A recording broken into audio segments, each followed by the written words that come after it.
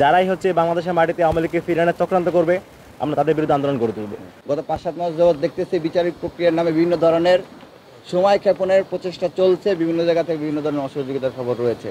এবং আওয়ামী লীগ যে গণহত্যা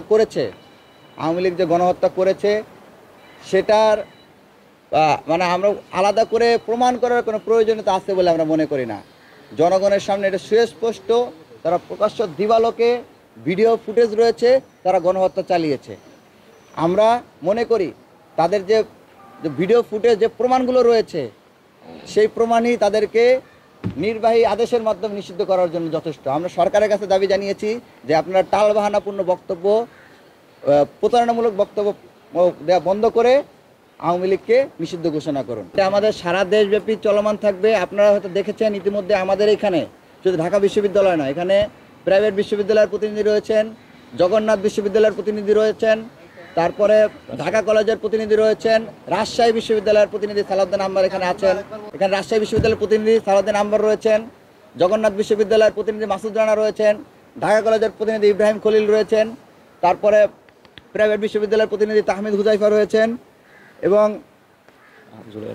জুলাইয়ের আহত প্রাইভেট বিশ্ববিদ্যালয়ের প্রতিনিধি তাহমিদ হুজাইফা ভাই রয়েছেন।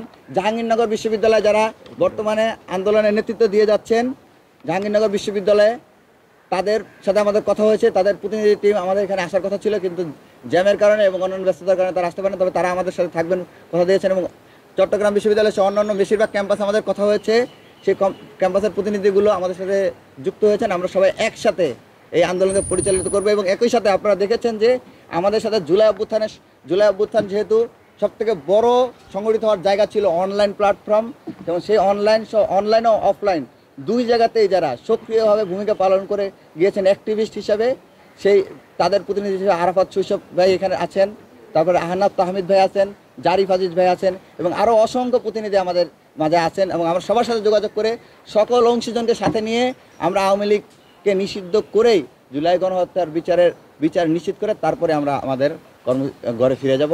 আমরা মনে করি আমরা একসাথে আন্দোলন করে খুনি হাসিনাকে এখান থেকে হটিয়েছি, সুতরাং তাদেরকে আবার আলাদা করে মানে অবহিত করতে হবে সেটা আমরা মনে করি না।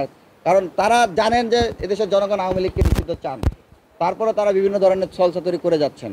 তা আমরা মিডিয়া কর্মীদের মাধ্যমে, আপনাদের মাধ্যমে সরকারের কাছে আহ্বান রাখবো, আপনারা গড়িমসি বন্ধ করুন, বিভিন্ন ধরনের টালমাহানা বন্ধ করুন, বিভিন্ন মহলের কথাবার্তা শোনা বন্ধ করুন, ছাত্র জনতার কথা শুনুন। ছাত্র জনতাই আপনাদের ম্যান্ডেট, ছাত্র জনতার চোখের ভাষাকে বুঝুন, আওয়ামী লীগকে নিষিদ্ধ করুন, গণহত্যার বিচার করুন।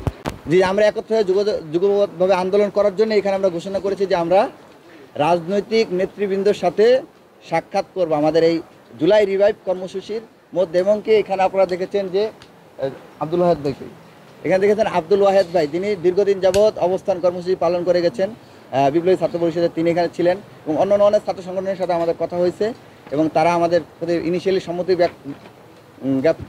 জ্ঞাপন করেছেন। আমরা সবার সাথে যোগাযোগ করে আমরা চাই জাতীয় ঐক্যের জায়গায় এসে, ঐক্যমতের জায়গায় এসে বা অধিকাংশ মানুষের অংশগ্রহণের মাধ্যমে একটা ইনক্লুসিভ ওয়েতে গণ আন্দোলন গড়ে তুলে আওয়ামী লীগের নিষিদ্ধকরণ ও জুলাই গণহত্যার বিচারকে নিশ্চিত করতে।